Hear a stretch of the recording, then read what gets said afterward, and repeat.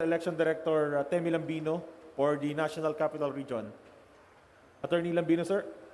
Good evening, friends.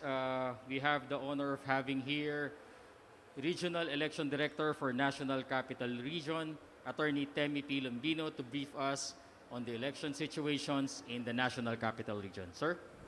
Thank you, Director Rex. Erwin, thank you very much. Good evening, everyone. First of all, I would like to state the security or the peace and order situation of the National Capital Region based on the report sent to me by the PNP Regional Director Major General Felipe Natividad as of 6:12 p.m. He said that, in summation, situation of the NCR PO area of responsibility is generally peaceful as of this report. Continuous monitoring is being undertaken for information, sir. So there's no reported untoward incident to our office. Well, except for some problem on queuing and falling in line with by our voters. That I think those were the reports that we answered or we addressed as early as 7 o'clock, 8 o'clock until 5 o'clock in the afternoon.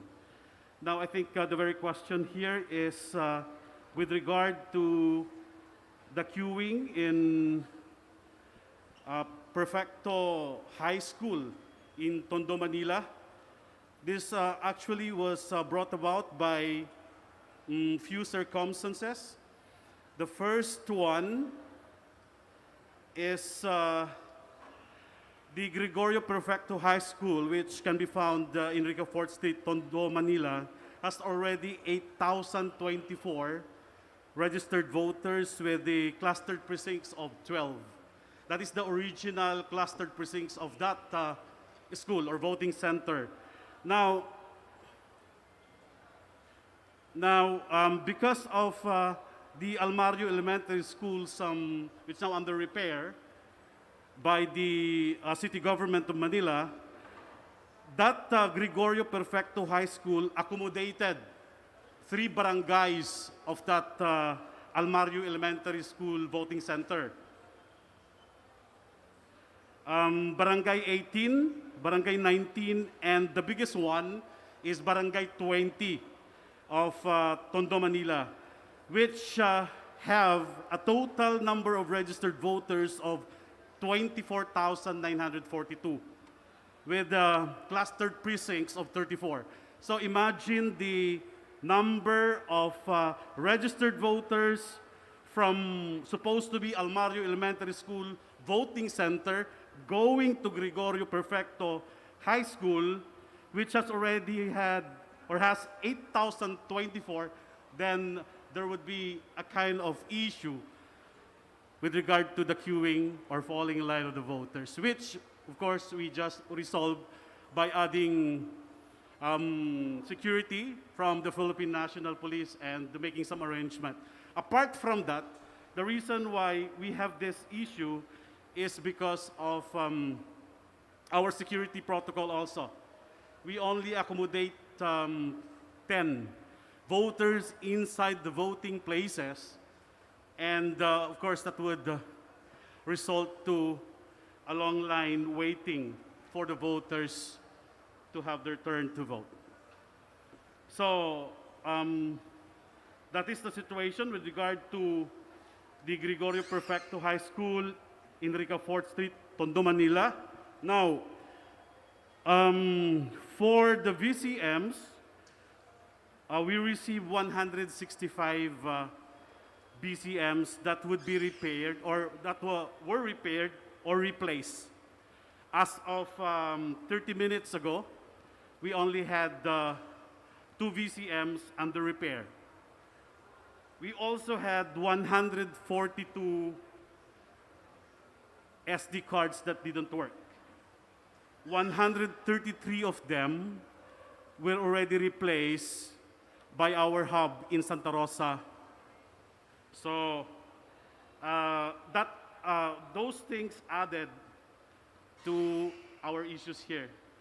A lot of people or, well, that's only equivalent to 2 point something percent of the total number of VCMs that we have here in the National Capital Region, which is 10,358. A very minimal fraction of the total number of VCMs that we use as at the opening of the polls at 6 o'clock in the morning a while ago. So I think that is the report when it comes to our VCMs, our SD cards, the securities, and the issues in Tondo, as well as the peace and order situation of the National Capital Region. Thank you. Thank you, Director Lambino, sir. For the entire country, Director Rex Laudianco, sir. Thank you, Sir Erwin. May I just add po no, dun sa na-explain ni Director Lambino. Sir, napag-usapan po namin kanina yung rationale why we could not move further the voters from Rosario, Almario to another place to decongest. Yun lang po kasing distance from Rosario, Almario to Gregorio Perfecto High School ay 1 kilometer na po. We could not move to another polling place yung voters po natin na mas malayo kasi mas malaki po yung tsansa na hindi sila bumoto at ultimately ma-disenfranchise po sila. Dapat po kasi yung polling place na binibigay natin sa mga as close as possible sa mga barangay. That's the first consideration. Kaya po napilitan ang COMELEC na pahintulutan ng paglipat ng mga botante from Rosario Almario sa pinakamalapit na paaralan pa yung Perfecto High School. Okay po, I hope that clears up kasama po ng explanation. And right now po, Director Lambino had explained the full force of COMELEC Manila are there together with the Philippine National Police and the DepEd to manage the queue. Moving naman po sila lahat. Okay. Now for the other parts, for the OFOV, we already have received 33.55%. A significant number compared to the other elections. Isa pa pong sigurong maituturing ko na good news sa mga nag-aabang po dun sa deliverables, those who are waiting for COMELEC deliverables. The election website results is now up and running. It's 2022 election results.comelec.gov.ph, and that website is open to the public. And as of 7:49 p.m., out of the 106,174 election returns expected to be transmitted, received are already 32,068 election returns. Dahil 7:49 p.m. pa to at 8:30 na po ngayon, I expect a significant increase in the number of election returns that we have received. For the overseas election returns, we are expecting to receive 1,406 overseas election returns. We now have received 5 of these. Of course, we don't expect to receive yet national COCs dahil magkakanvas pa lang po ang National Board of Canvassers. We don't expect yet at this time to receive, of course, yung provincial COCs. Dahil po nga po, as I've explained before, ladderized canvassing is required under law. Those that will be canvassed by the provincial boards of canvassers are the certificates of canvass of municipal boards of canvassers and those component cities constituting city boards of canvassers in that province. So wala pa rin po talagang ina-expect na ma-receive. Insofar as the city COCs are concerned, certificates of canvass, we're expecting 1,633, and as of 7:49, wala pa rin po tayong natatanggap. So what's good about this is that the transparency commitment of the COMELEC insofar as the results are concerned is already up and running. It's the COMELEC election website, for results website. Now for the just a quick update for the VCMs that malfunctioned. As we have explained before, all the 106,174 clustered piscines equivalent to the VCMs had completed their FTS 100%, had functioned. What about those which were subjected to repair? A total of 0.502%, all of which were repaired and then delivered back to serve as contingency machines. Insofar as the SD cards are concerned, that amounts to a percentage of 0.203%.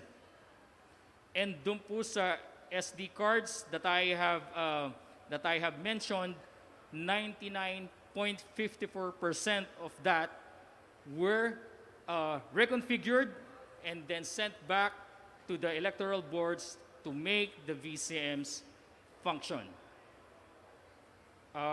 Insofar as the other reports are concerned, perhaps we give them time for these results to come in. We will have our regular briefing tomorrow at 12 noon, midday. So before the resumption of the proceedings of the National Board of Canvassers, we will have our midday briefing here po. Okay. Thank you, sir. For Q&A, the first to ask question is Ms. Mela Les Moras, PTV4. At the back po, sa likod po yung microphone, ma'am.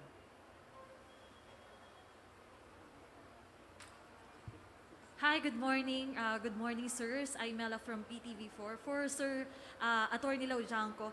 Sir, supposed to be hanggang 7 p.m. po kasi yung botohan natin. As of now, ano po yung report sa inyo on ground sa buong Pilipinas? Kasi may mga nagre-report na hanggang ngayon nakapila pa rin sila.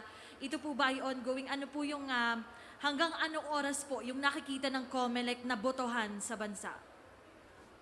Most of the precincts that I have mentioned po have already closed their votings. Karamihan po yan na ina-expect namin yung nagkaroon ng konting delay or those which are highly populated cities and municipalities. Nonetheless, ang ini-stress, what we emphasize here is that no matter how long it takes, for as long as those voters came into the queue before 7 p.m. until 7 p.m., we will ensure that they will be able to cast their votes. Commitment po ng COMELEC yan. It's our commitment to the people that we will ensure that they will not be disenfranchised. Kahit anong oras po abutin, papabotohin po namin sila. Opo. And a follow-up lang, sir, kasi isa sa mga nakikitang dahilan kaya nagtagal din sa pila yung iba nating mga kababayan ay dahil nga po dun sa nagka-problemang mga VCMs para lang din ma-assure yung public na hindi po ito makaka-apekto sa resulta ng halalan. Ano po yung mga assurance nyo sa ating mga kababayan? The VCMs that malfunction po, as you could see, and we have been stressing it for the whole day, was that it was immediate. The first mode po kasi is to repair it on site. We escalated to the next level wherein supervisors from the National Tech Support Center are guiding the technician. At the last resort, if the VCM could not be repaired, that is only the time we pull it out and immediately replace it with a contingent VCM. So that is to ensure, at nakita naman po natin 100% turnout. In fact nga po, yung na-delay ng konti kanina sa Davao Occidental dahil tumaas po yung ilog, binaha po sila, they were able to proceed with the voting at 8:30 a.m. Yun po yung kaisa-isa kaninang nakapag-FTS but na-delay sa opening because ang taas po ng ilog, hindi sila makatawid. But still, they were able to forge on. Nag-start po lahat.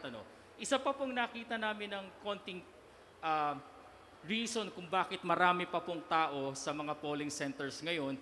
Ito po yung, tama kayo, nagkaroon ng konting problema sa VCM at gusto po nilang ma-experience na i-feed yung ballots by themselves.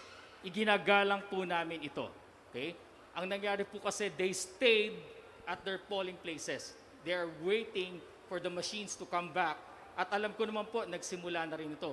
Most of them po, pumayag naman pong ilagay doon sa receptacle provided for the ballots na iba-batch feeding.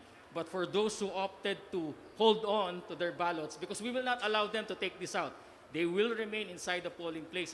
For those who opted to hold on, they are now being queued doon po sa VCMs that are already functioning. Opo. And panghuli na lamang po, Attorney Laujanco, kasi tapos na yung halalan phase. Can you just give us a walkthrough? Ano pong mangyayari? What's next? Mula sa, yun nga, sa canvassing and sa proclamation, pwede po ba nating ibahagi lang sa ating mga kababayan kung ano yung dapat nilang abangan after ng botohan? Una po sa lahat, allow me to highlight the capabilities of the automated election system. We have explained that the city boards of canvassers, the municipal boards of canvassers will be the one to canvass the results of the elections in each precinct. Ang ika-canvass po nila ay election returns produced and printed by the VCMs. Okay. Ladderized, coming up po yung results, but one of the highlights of the election system po that we required in the terms of reference is that kahit po si that VCM will be able to transmit to the transparency servers even those election returns. So everybody could monitor not just the certificates of canvass, but also the election returns. As we could see in the election results website, pumapasok po yung mga election returns and you could view the results. In fact, we challenge everyone dun sa mga matatapos na po sa counting sa precincts, the dominant majority party, the dominant minority political parties, and all the other parties will be given the election returns, the ERs. They will be given their printed ERs. They are now free to go to that website and compare the ER that they have. Ganyan din po yung naging challenge namin sa mga nakaraang eleksyon. Compare the printed ER that you have with the results posted at the website. We even escalated further the challenge. Our partners and friends in the media, you are hooked up at our transparency server at UST. And these results coming from the VCMs, you are also receiving it real time. Real time po. You could also go to I know most of you have websites up and running presenting these results. The public could go to your websites and view the same election returns so that we could all compare. Okay, so you have multiple sources, not just the COMELEC election website results. We have the websites of our friends from the media. That's one of the highlights. Okay, going up po dito because there are proceedings. Ayon po kasi sa batas, ang kinakanvas po talaga, paakyat yan, ladderized. Kasi ang proclamation, paakyat din, Yung mga ERs, itatransmit po yan, sabay-sabay, transparency servers. Pero ang focus po niyan, ang pinaka-official transmission, kasi for canvas, is the municipal boards of canvassers. Doon po bibilangin yung pinagsama-samang election returns ng munisipyo na yon. The same with the city boards of canvassers. And the outcome of this canvas is the certificates of canvas. Doon sa munisipyo at city po na yan, if the canvas had already been terminated, everything had been accomplished, they will likewise be able to produce the certificate of canvas and proclamation, giving them now the authority under law to proclaim the winning candidates. Yan po yung second step sa ladder because the first step is the VCMs. Okay.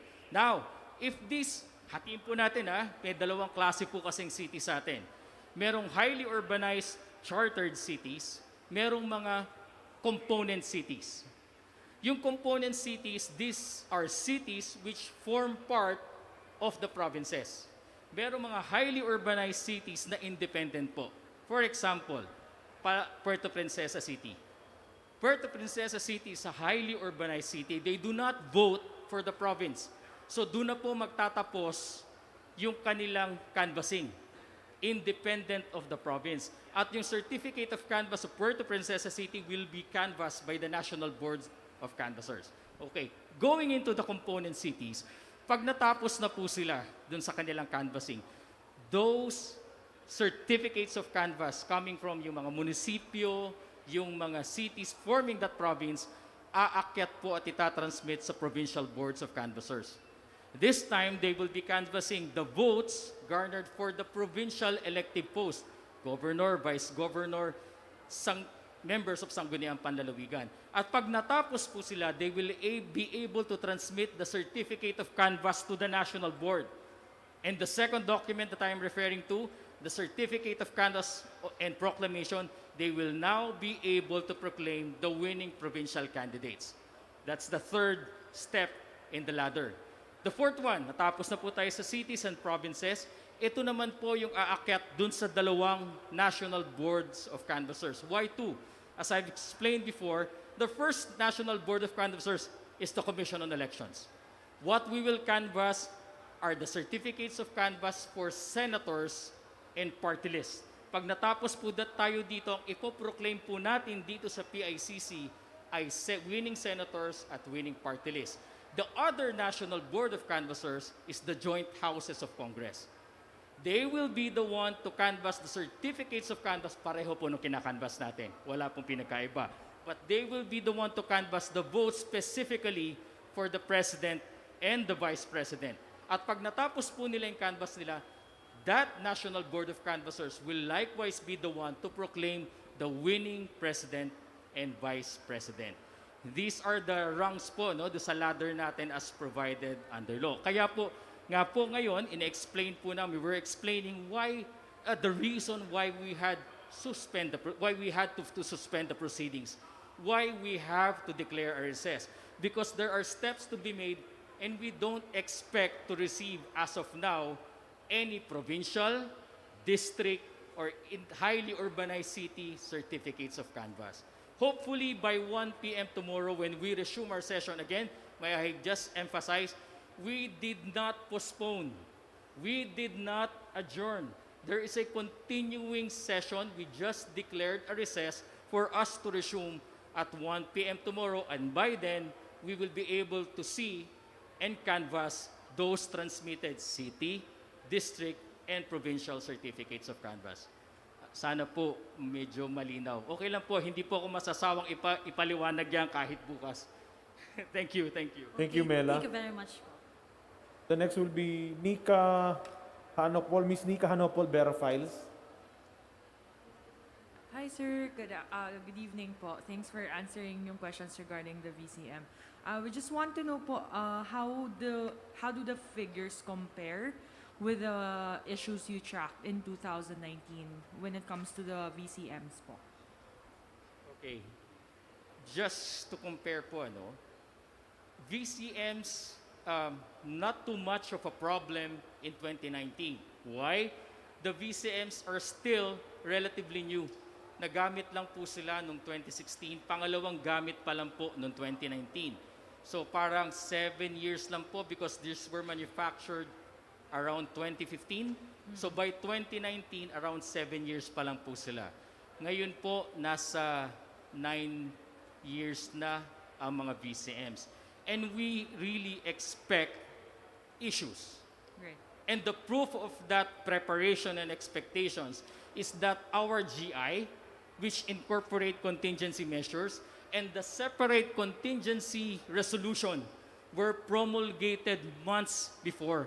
We had anticipated problems. We had anticipated the issues concerned. And that is why we were able to turn around the repair of the VCMs.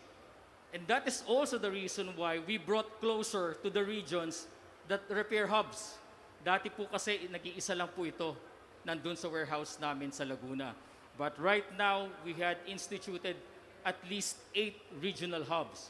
In so far, in anticipating any issues with the SD cards, we had brought down the SD technical repair hubs to the provinces.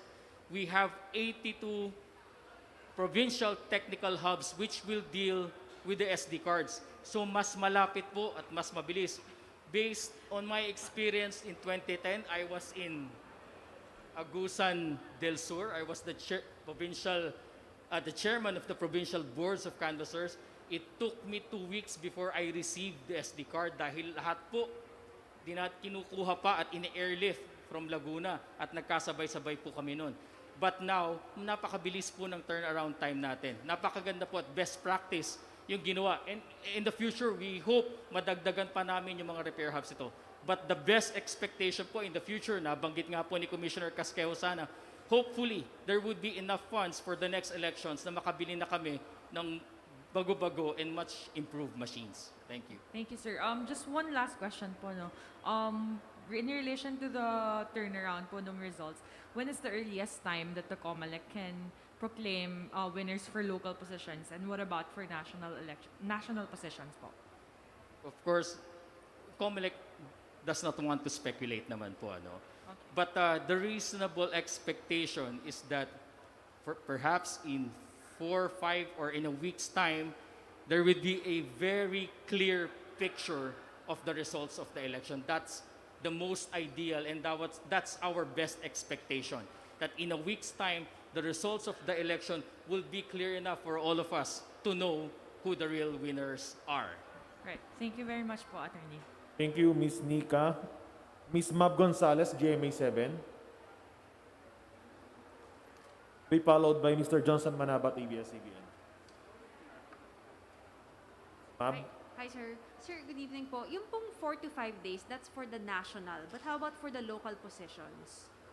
Yung, how soon can we expect yung mga proclamations for Come the... again, ma'am, please. How soon, sir, can we expect proclamations for the local positions? Like mga mayor, ganyan po.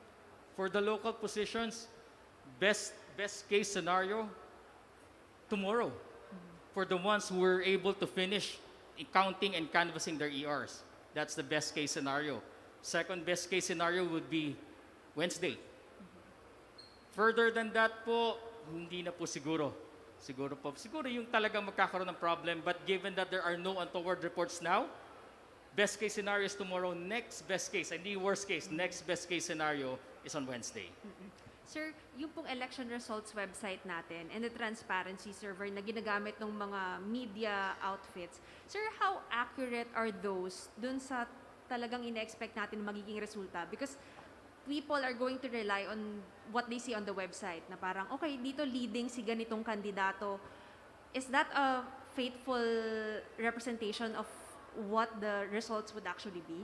That is the reason why we put up the website in the first place, because we are telling the people that the results posted in the website is accurate. That's the real result.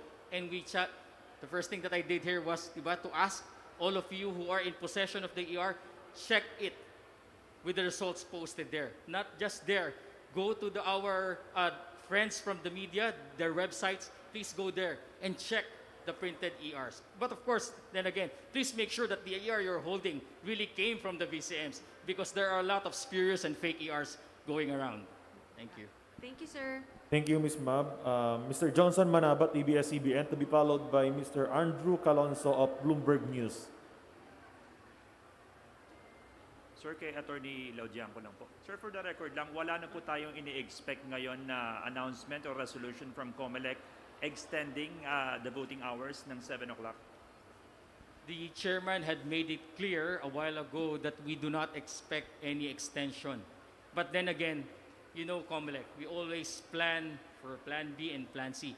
If ever there is a justifiable ground to extend, you can be assured that the COMELEC will be declaring an extension. But for now, what we are categorically stating is that for now, there are no grounds to call and move or authorize the extension of voting hours.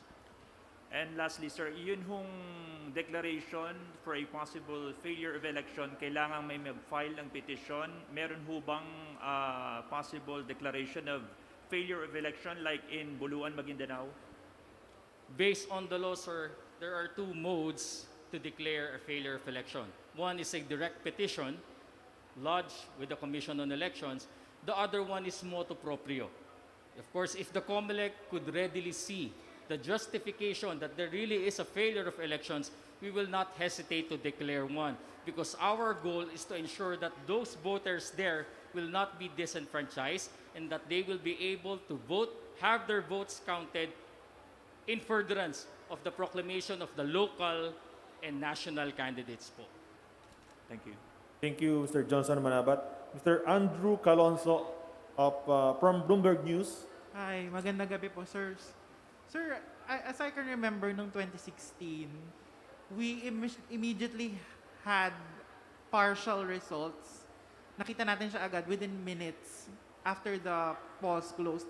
Bakit po this time it took a while for us to get? Parang kakapasok pa lang nung results. Sir, the close of voting then was 5 o'clock. Yes, sir. But We closed voting at 7 o'clock. It's just an hour and a few minutes. But then again, in an hour and a few minutes at 7:49, we already have, I forgot the figure, we already have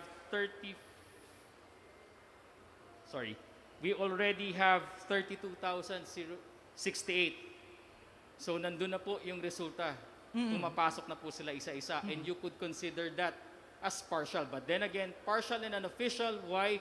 We have yet to canvass the certificates of canvass. ERs pa lang po ito. okay, sir. Sir, pero we saw already immediately after the votes closed na may transmissions na, 'di ba? Pero yung results hindi pa nare-reflect even dun sa media unofficial results. So ano po yung reason for that? The reports are there, sir. Siguro, Okay. have you Yes, gone yes. through the website, sir? Yes.